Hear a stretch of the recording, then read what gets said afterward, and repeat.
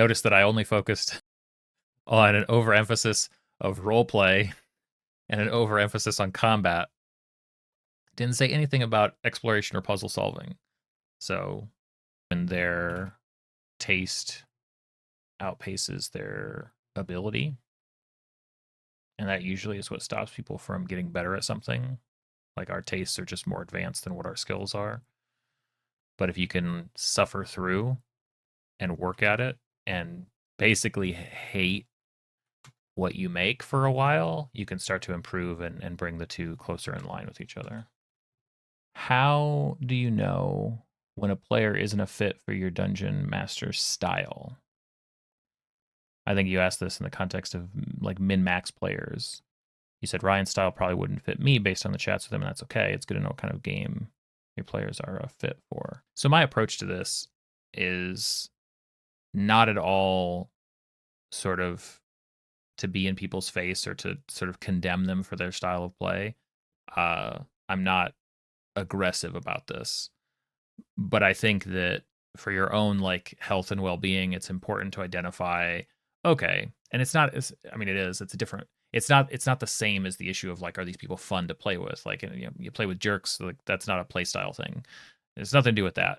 But like if you can identify, okay, there are things that these players find fun that just aren't what I find fun about the game. And a good example, I mean, one of those could be 3 or 4 hour long combats. I could probably enjoy that here or there. I might enjoy that at the end of a big epic story. I might enjoy that at climactic points here and there. But like if that's the tactical intensity, like grinding the rules and measuring the distances and doing all of the by the rules like back and forth, I'm probably not your DM. Now I can run that game, I can run that session, I can run that one shot, but I'm gonna sort of keep track of that, right? I'm not going to call it out probably, but I'm just going to kind of keep it in mind and say, okay, well, next time I run a campaign, maybe I'll invite some people that I think will like the style of play that I like. Because you don't have to run for anybody, you know, and you can, you know, pick and choose what games you want to build, whether that's a one shot or, you know, something larger.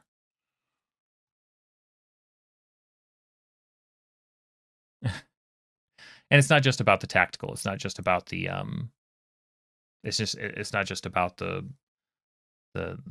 really sort of in-depth combat. If I mean, I would definitely say min-maxing. That's probably not something that it's not, again, I can support it. I can run for it for a while. I could probably run for it for a long while. But, you know, it's probably not my strong suit. It's probably not what I get excited about. Probably the same over reliance on role play. Like there would be a certain point. Now this is hypothetical. I've never run into this actually with any groups, but I could imagine there's a certain point where a game would be so heavy on the role play that I'd be like, okay, what are we doing? Right? I like a good blend. I like a good mix, right? You know, Indiana Jones, James Bond, like adventure movies, stories should have a mix, right? We've got character drama, we've got puzzles, we've got action. A good blend makes a good game. And I think that on top of everything else, you know, you and maybe this is not fun to think about, but I think about, well, I've got hopefully 50 years of gaming, right? 50 years of running this game. That'd be awesome. How many years do I want to spend it running a game that's not my game? That's not the game that I feel connected to. So while it's probably never going to have me like kicking somebody out. This isn't, I don't think as serious a thing as that. Like if I find out, you know, 10 sessions into a campaign, like, oh, this person really likes stuff that I don't like, I'm gonna deal with it, right? I'm not gonna crush that game just because some stuff is a little bit inconvenient for me to run. But the next campaign that I run, yeah, I probably will arrange that with some different people, right? A different collection of people. You know, life's short. Play more awesome games. That's what I would say. Notice that I only focused on an overemphasis of role play and an overemphasis on combat. Didn't say anything about exploration or puzzle solving. So take that take that for what it's worth. Notice that sometimes, like, this table comes through correct. This table, bad table, no good table. So I did it all myself this time. So now, well, it's actually even fancier than last time because I have a pipeline that goes from, like, this is the where I do all of my writing. Like, this is what manages the source, and then I have a bash script that is converting it to InDesign content.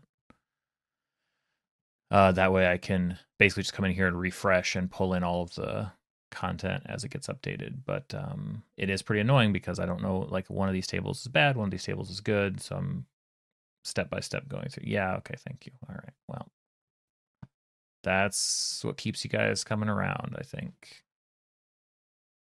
I mean, it basically does, though. Like the as long as I have it in Markdown, it comes out correct over here, fully styled. Like, these aren't individually styled; these are styled using the proper way or whatever. I just literally, like, I've got two tables that are effectively identical, and this one comes through broken, and this one comes through fine, and it just seems like witchcraft. I had a lot of fun running. The campaign that I ran for 2 players was the one where I experimented with XP leveling, just to confirm that I didn't like it, which I don't. I mean, it was fine. I could do it if I had to, but it's just annoying bookkeeping. Okay. Okay. Okay. So that last bit is what broke it. So I'm guessing then. That's right, Shaza. One problem at a time. I usually describe that as, like, people get really frustrated when their taste outpaces their ability. And that usually is what stops people from getting better at something. Like, our tastes are just more advanced than what our skills are.